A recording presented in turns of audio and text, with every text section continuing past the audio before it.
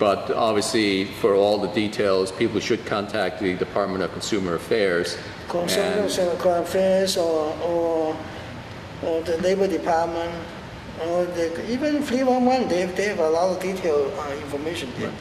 And when someone calls 311, they can talk Yeah, to they can someone. ask the operator there. Right, but they can talk to them in several languages, is that correct? Of course, yeah, they can use at least 5 different languages there. So.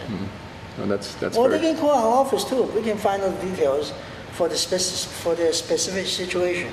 You know? Okay, that's very good to know. There has been extensive delays on the number 7 train, the final extension, and I guess it was expected that Mayor Bloomberg, the previous mayor, was going to be able to ride on the extension, but that didn't take place. What is the current status of the 7 train? Well, there's a delay in the completion of the extension to west side of Manhattan because they said the last part of the journey is they have some difficulties because they had to build a very huge escalator at that place. Yeah. Oh, is that the one that goes kind of down at an angle? Yeah. Okay. Because the street level is not level, so they have a hard time to construct that portion for the escalator. So it will take more time to finish. So instead of this year, it will take until next year. Next year? Yeah, the end of next year, hopefully they will complete the whole construction.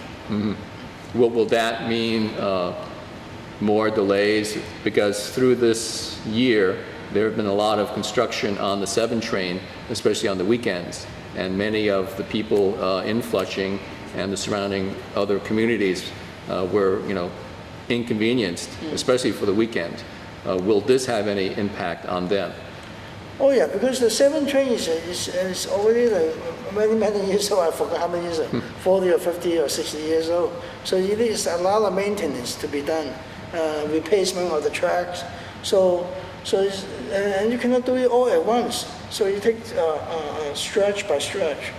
So that's why every summer, not every summer, by Lunar New Year time, right?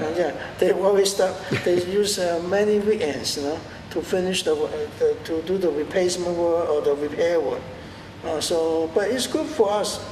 In the long run, in the future, we have a good railroad to rely on, so we can depend. The number 7 train is actually very good, providing very good service between Flushing and the city, and a lot of us depend on it. So we hope they will maintain it. So the only way to maintain it is that they have to repair it. And repair it, they have to shut down sometimes. Right.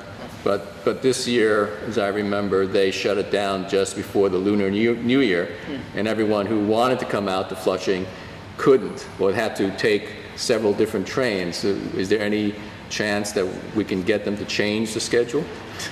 Well, the MTA already promised us that in the future they won't do repair work on Lunar New Year day, or the week before when we have the parade. Yeah. Right. Because a lot of people need the train to come see the parade or do shopping. Right. Okay. Good. I hope so, because that was a big problem for me this year. There are a lot of new traffic rules being started here in New York City, and some of them are not so clear to some people. Could you tell us about some of the more recent traffic laws that have been put in effect? Sure, yeah. Because Mayor de Blasio proposed Vision Zero, because of recently there were a lot of fatal pedestrian fatalities in the city. Some are 3-year-old, some old senior citizens, some are 14-year-old, youngster going to school. And it's not good. It's not fair to these families. When the people cross the street, they get killed. When you have an accident, usually 2 people are at fault. The drivers and also the pedestrian. You know, if both are not careful, they both don't obey the rules, the fatalities are usually happen. You know. So the mayor tried to like put more responsibility on the drivers now, because even though the pedestrian is not right, he's crossing or she's crossing the street on the red light, you still should stop for them. Even though the driver has the right to turn on right, you still have to yield to the pedestrians. And this also apply to all the taxi drivers. All the penalties will go up if you don't yield to the pedestrians. Usually, very small fee, maybe $100. Now everything go up to thousands of dollars. You don't obey the rule. And also, we have more security cameras all around the city to decrease the traffic speed and to catch those who don't obey the rules. And around the schools, we have slower speed limit for them, and we have more what do you call those calming devices? Oh, the speed bumps? Yeah, speed bumps. Oh, They have okay. more speed bumps around the school too. Oh. So all these are designed to make sure that when pedestrians walk, we don't have to worry about running over by cars. Right. Yeah. So that's Mayor de Blasio's Vision Zero, or Zero Vision? Vision Zero. Vision Zero, right. That's his Vision Zero. Okay. Well, it sounds like that there's a lot of things going on, and I'm very glad. Thank you for joining us, and so to explain all these issues to not just to our viewers, but your constituents and all the people in New York City who are affected by this.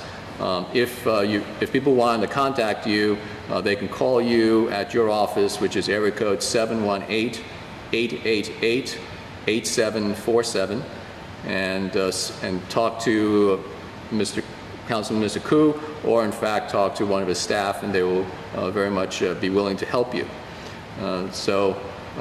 Peter, thank you very much for joining us today. Thank you, Jim. Thank you. And please join us again next time for Speaking with Councilman Peter Koo.